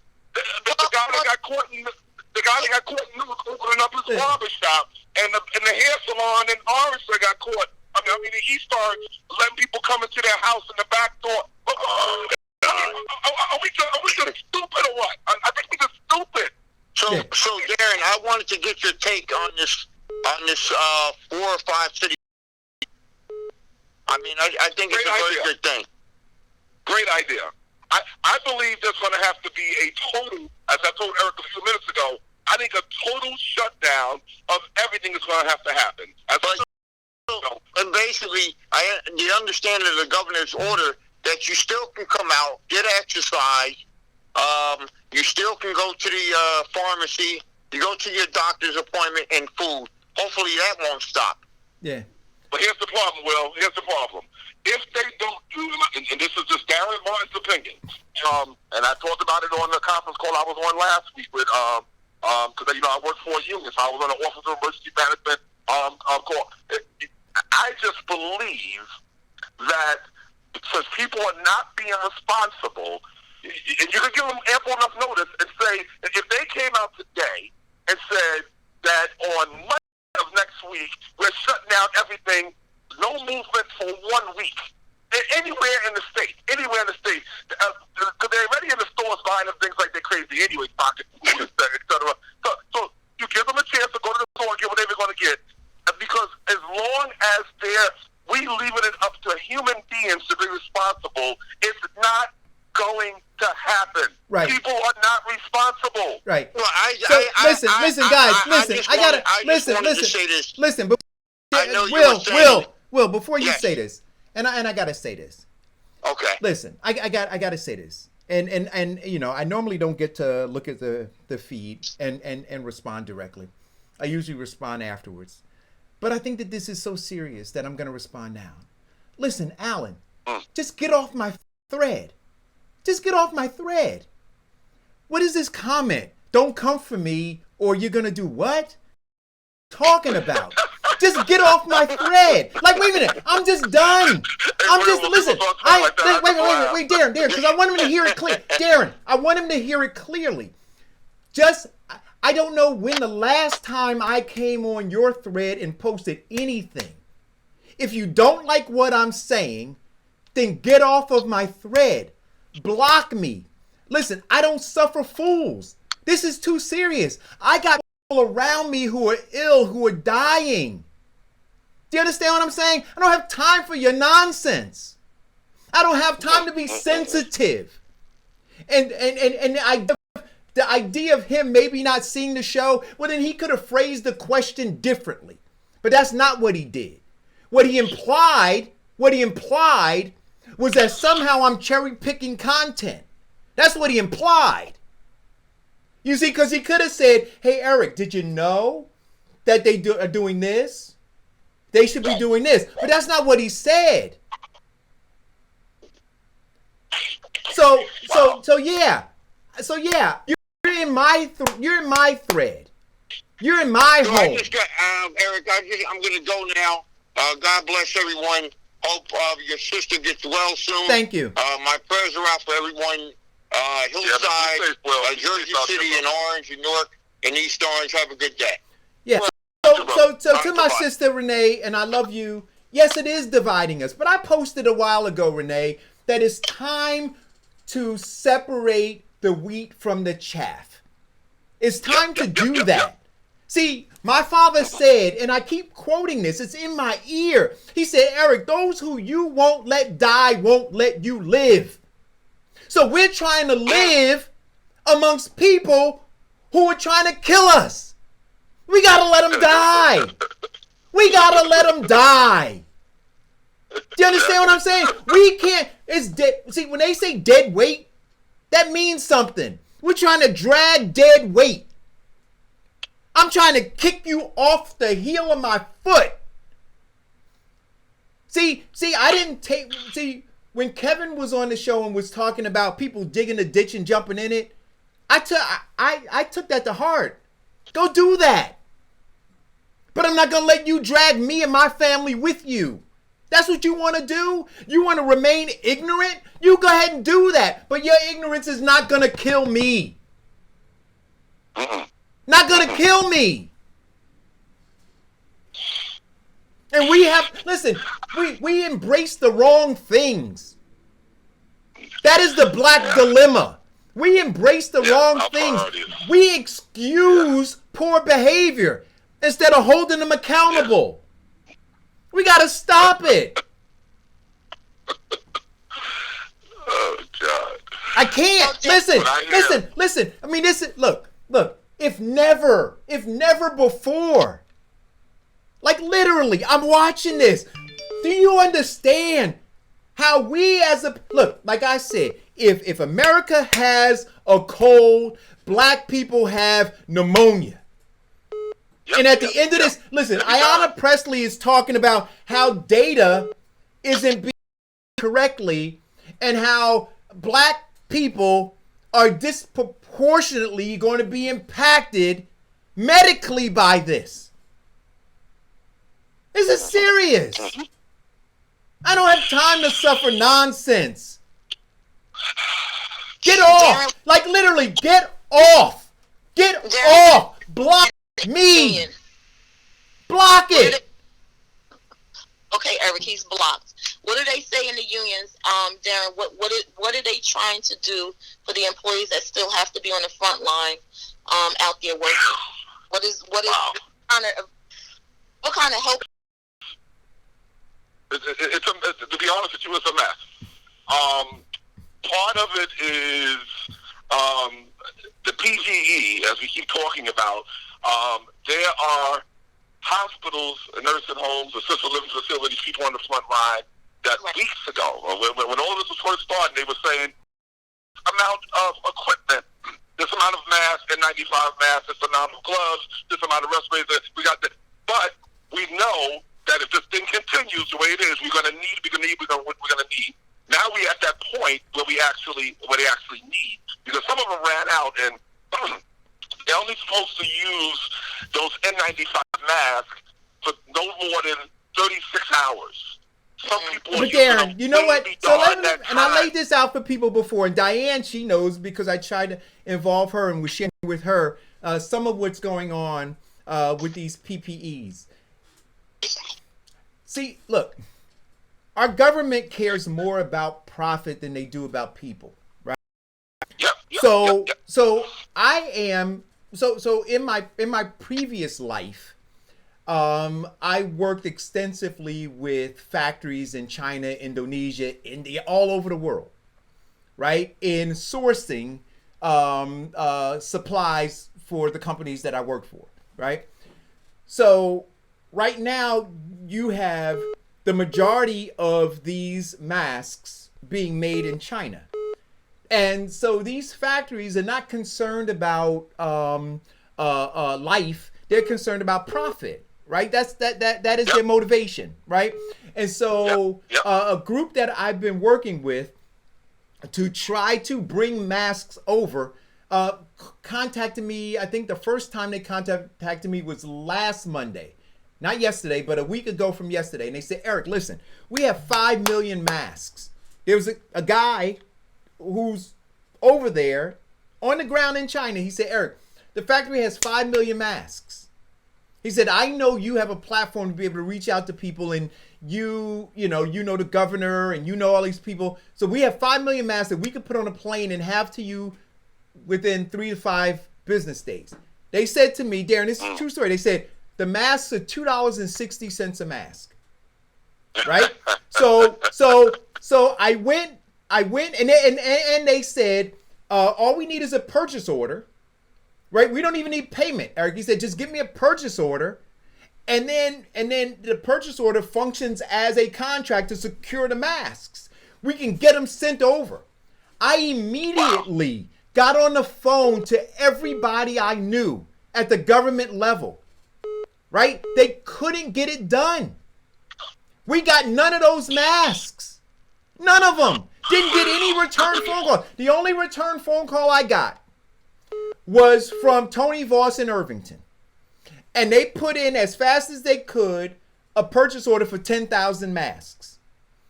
Right? So I sent that over to my guy, and he said to me the next day, he said, Eric, he said, we're not able to secure the 10,000 masks. I said, why? He said, because other countries are buying them by the millions. He said, so when I go into the factory with a purchase order of 1,000, they laugh at me. He said, I need to have something more substantial to be able to get a seat at the table to try to secure some masks for you. I then said, hey, listen, let's call the county and see if the county can work in conjunction with these other 22 cities within Essex County to try to secure a purchase order to get 1 million. And then now maybe I can send my guy back into the factory. Never got a phone call back. This is real. Now I'm watching Governor Murphy, I'm watching Governor Cuomo scream and holler about the need for PPEs. I'm on the phone trying to get them, can't get them. Government, I don't understand it. So now my guy calls me, says, Eric, the price, he said, you know the mask that we had? I said, yeah. He said, those masks got sold for $7 a mask. Somebody came in and said, you know what, we'll take them. Some other country. Right? Now, say masks that were $2.60, those masks are over $4 in China now. And the price is going up. Why? Demand. Supply and demand. So where they could have been at $2.60, and so when you hear Governor Cuomo talking going for $9, you're damn right. Because in Spain, because in Germany, because in Italy, those people give a damn and they're buying those masks at whatever the cost is. So in China, they're looking saying, hey, listen, I know you want it for $2.60, but when this guy comes with cash to buy them for $7 and $8, I'm going to do that. And here's the last point I want to make about it. You've got venture capitalists right now who are purchasing these masks. They're putting up the money. So if they can make a deal and get the masks at $3, $4 a mask, they'll put $4 million on the table, buy 1 million masks. Then they bring those masks over here and they warehouse them. Now, when the government calls need masks, well, the venture capitalist wants to make a profit, right? So they're charging premium for them, and then you've got government who could have bought the masks, right? Direct. They didn't know how to do it. And so now you got the venture capitalists with the mask, and you got government screaming and hollering that they're price gouging. Well, you got this venture capital group that put $4 million on the table. Well, of course they want a profit. Of course they want a profit. So that's what's going on with your government, people. But when you decide that you don't want to get involved, or you decide that you want to elect somebody because you're friends with them, as opposed to them having the acumen to be able to do the job, then you get what you get.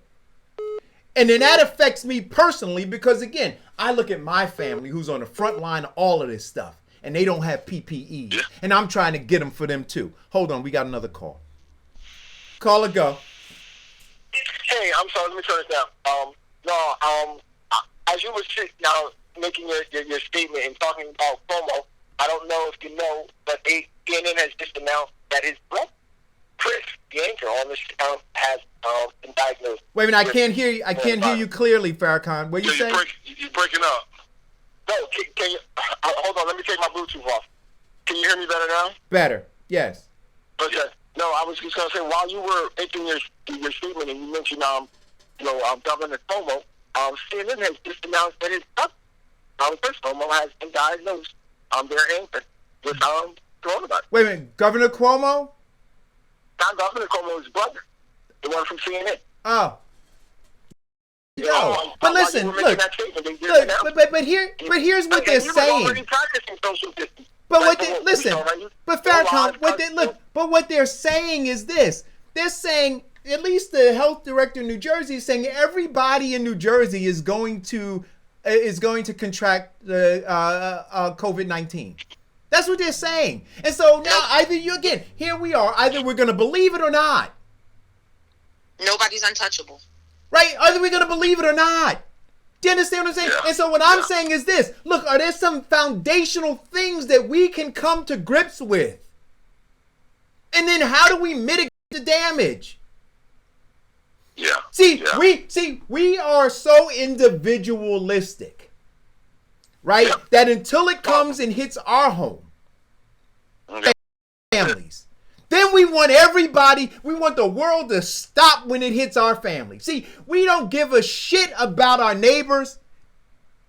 We don't give a, and we know that because we see the key performance indicators, right? I don't have a kid in school, so I don't care if the school system fails. I don't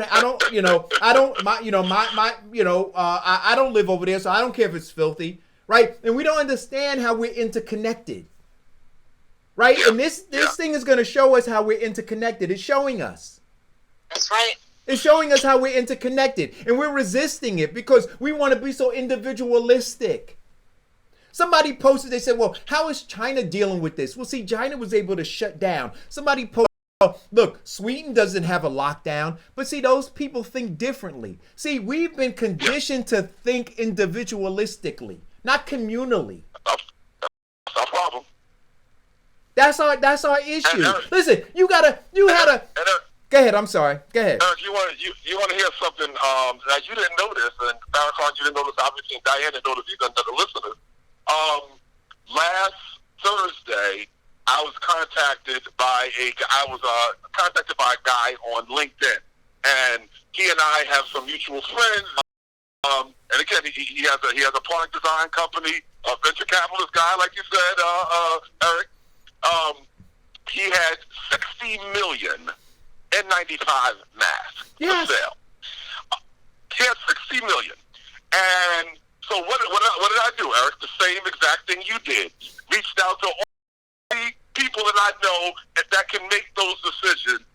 And he said, most people are selling them for $10 per unit. He said, as long as they're going to buy a nice quality for me, I just want to recoup my cost because I paid for it already. I'll do $5-6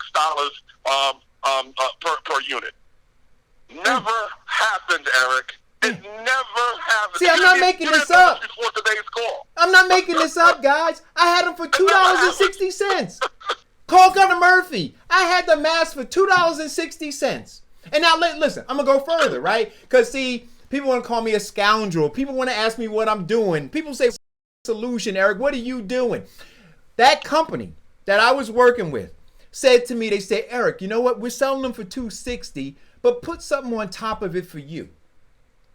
You know what I said to them? I said, no.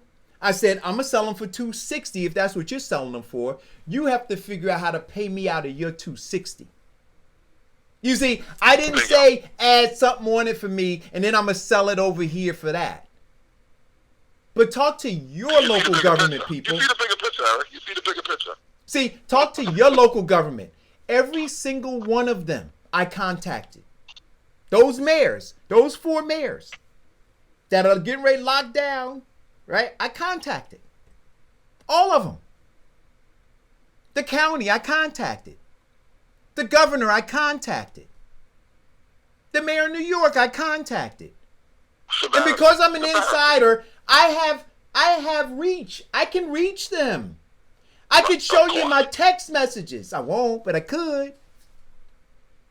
So when you watch the news and you see these conversations about no PPEs, but that's the government that you elected. Those are the people that you elected. So when you say, well, what is the solution? The solution is for you to change your behavior. But as long as you continue to elect those people, as long as you continue to throw out these conspiracy theories, nothing is going to happen to change our circumstances for the better. We're fighting upstream against all of this. Seems to be getting worse, man. I don't know what's going to take for us to listen, man. I really don't. I don't understand it anymore. I don't understand us as a people. I don't understand the community. People are going out to see cherry blossoms. They're supposed to be in the house. They're going out to they hanging out in the corner, and they're supposed to be in the house. Well, I'm just not getting. We're just looking at this as like it's a joke, and like we on spring break. I mean, I don't know what's going on. I'm confused. Well, you know what, Darren, and I posted this on my page, and I mean this. I had a friend who I haven't spoken to him in a while, but he was what do you call him? A Scientologist, right? Mm-hmm. And he talked about the fact that they didn't believe in what do you call it? blood transfusions and those kinds of things, right? Oh, okay, right? Gotcha. And we would have these philosophical discussions about it. And as karma and fate would have it, he required a blood transfusion, right? So it was between him having a blood transfusion or holding on to the faith that he had espoused to me for the time that I knew him. And he went for the blood transfusion. Uh-huh. Right? And so it left me scratching my head. And what I want to say to folks right now is this. You conspiracy theorists, for all of you, hold the line. I'm not praying that you get sick. But if you do, hold the line. Save that hospital bed and that respirator for somebody who understands the seriousness of what's going on. Don't get in line and take that respirator from them when that moment comes, right? Hold the line. Hold on to your conspiracy theory. I want you to understand what I'm saying to you. Don't go to the hospital and put somebody's life at risk. Hold the line. Hold on to your firm belief all the way to the end. And then I'll have respect for you. Yeah. That's what I'm saying to you. All right. And I want to be clear. I'm not praying for anybody to befall this. But I want to have respect for you all the way to the end. So hold the line, be consistent. Don't be a hypocrite when it comes to the end. Let me tell you something. Last week, I went to Orange. My mother lives in Orange, and she needed some water, so I went to go bring her some water. To show you how real this is, she's in a senior building, of course, so, of course, I can't go in there, so she had to meet me outside, of course, with the carriage, and I put the water in there, and then once she got inside, somebody was going to help her with it, but I couldn't kiss or hug my mother. I couldn't even kiss or hug her. That's how real this thing is, because I can't put her in jeopardy, put myself in jeopardy, put the rest of our family in jeopardy. Yeah. So that's how real this is. Yeah. People don't get it. They're not getting it, Eric. What is it going to take? Listen, I haven't seen my mother and I. We go over Facebook and stuff, right? And I'm sure you've seen me post pictures of like the different foods and stuff that I post on my page, right? So I'm used to going and visiting my mother and taking her, food and everything, and I haven't been able to do that. My niece happened to be out a couple days ago, and my mother's approaching 80 years old, and my niece was out and about, and I said, hey, since you're out, she had to do some grocery shopping. I said, stop by the house and pick something up and take it to grandma for me. And I left it outside. I mean, I want to so understand, right? I hung it outside on the doorknob with a Post-it note that told my niece that I loved her, right? And she couldn't even come in the house. You understand what I'm saying? And then I gave her very specific instructions. I said, to grandma's house, because understand, I'm paying attention to what Dr. Fauci is saying. even on the bag that it's in, I said, take it out of the bag, take it out of the container, put it in a different container, and wash your hands. So literally, all of these things now, I'm taking it because as it's getting closer to my mother, right? I'm concerned about what virus or what anything might be, because I don't want to be responsible. Like I don't want to, like you understand what I'm saying, Darren? If I don't want her, and I'm listening to them saying that everybody in Essex County, everybody in New Jersey is going to catch this thing. This is what I'm hearing. Yep. So I'm doing my best. I'm doing my best not to catch it. And I'm also doing my best not to put myself in a position to be a carrier that spreads it to somebody who winds up giving it to one of your loved ones. There you go. Do you understand what I'm saying? So it's not just about me. I'm not just trying to protect me. I'm trying to protect me, my loved ones, and yours. That's the way it should be. And that's the way it should be, Darren. But, listen, hey, there are people who live their best life. And then there are people who want to defend those people who want to go live their best life. Yeah. And that's what scares me.